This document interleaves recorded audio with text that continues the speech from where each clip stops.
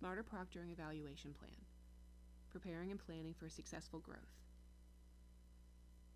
Smarter Proctoring Management Services were brought on to support and manage the growth of the e-learning testing centers at Wake Technical Community College. The need for smarter proctoring has been in direct response to the dramatic increase in distance education student enrollment.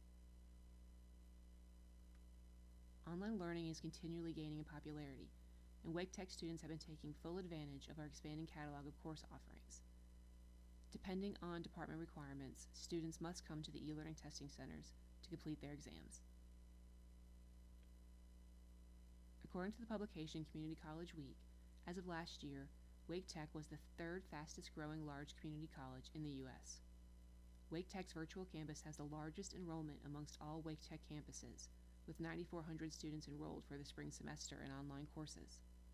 And according to the North Carolina Community College System, Wake Tech has the third largest distance education program among community colleges.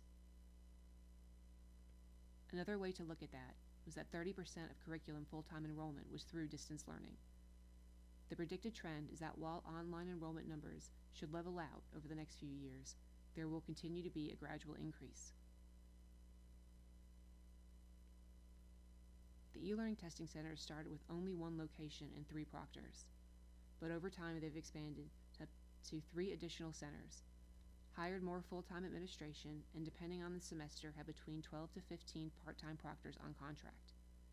And while the success and necessity of our services has driven the expansion of staff and facilities, we are falling behind in our registration. The number of students has increased dramatically, which has resulted in a previous method of manually emailing appointment confirmations unrealistic.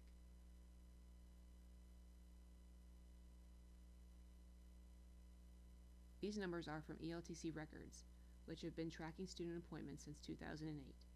As you can see, there is a drastic uptick from semester to semester, with 2014 ending with 12,345 student visits for testing. The numbers here for 2015 to 2016 show continued growth. At the end of the 2016 fiscal year, over 18,000 students visited the ELTC for testing. That's a huge number of student appointments that are all being confirmed manually by using pre-created templates in an email account. Responding to student inquiries and confirming appointments became a full-time job in and of itself.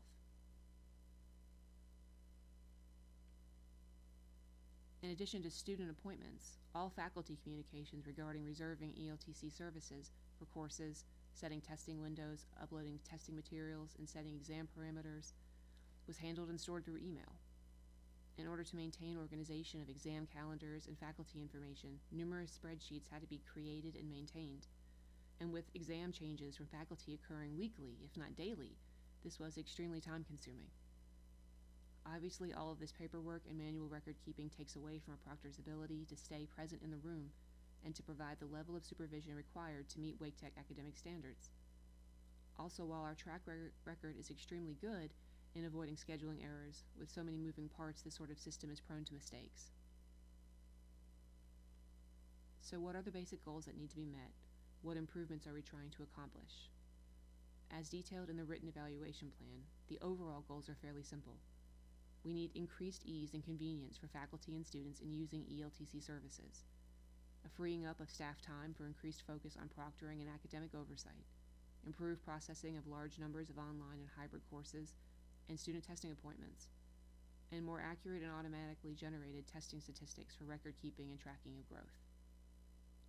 With the desired outcomes in mind, reasonable evaluation questions have been determined. Care has been taken to avoid straying from initial goals, and having goals that are beyond what can be reasonably accomplished.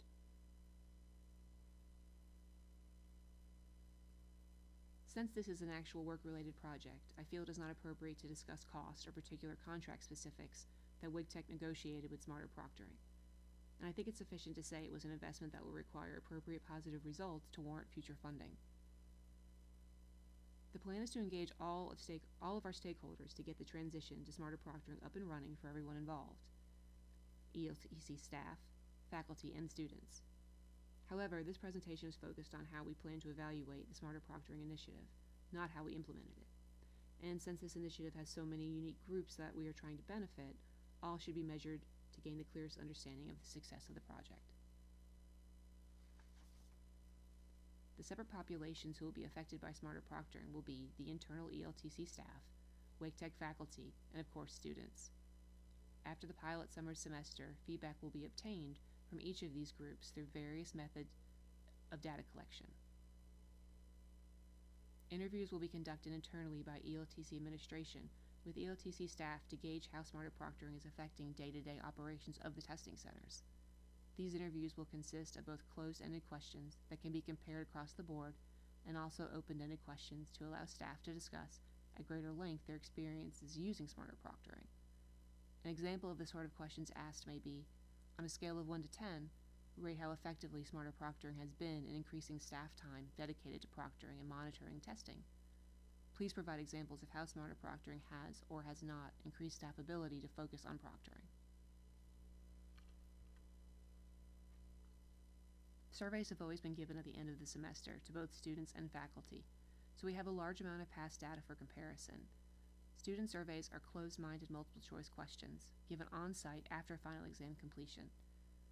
Surveys are emailed to faculty, and like the ELTC staff interviews, consist of both closed-ended and open-ended questions. The surveys will be created and hosted by Survey Methods. Through Survey Methods, we can create customized surveys, analyze responses, generate graphs and charts to represent our data, and create custom reports to present to division stakeholders. And finally, ELTC administration and the Smarter Proctoring Help Team will lead a focus group of designated faculty members to gauge faculty experience in Smarter Proctoring over this pilot summer semester.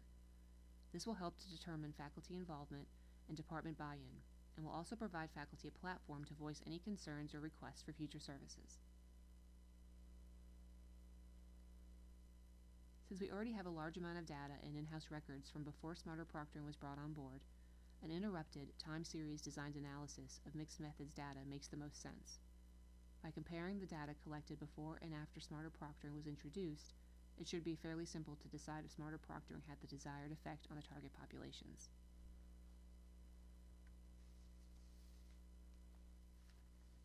Once the summer pilot semester is over and all data has been collected and compared with the information from pre-Smarter Proctoring semesters, the worth of any successes and improvements can be weighed against the monetary cost of renewing our contract with Smarter Proctoring for subsequent semesters. We will also have a clearer picture of whether the new system is working perfectly, and if not, what issues need to be addressed for improvement. Or perhaps it will be best not to renew our contract with Smarter Proctoring and to pursue other avenues to manage our growth.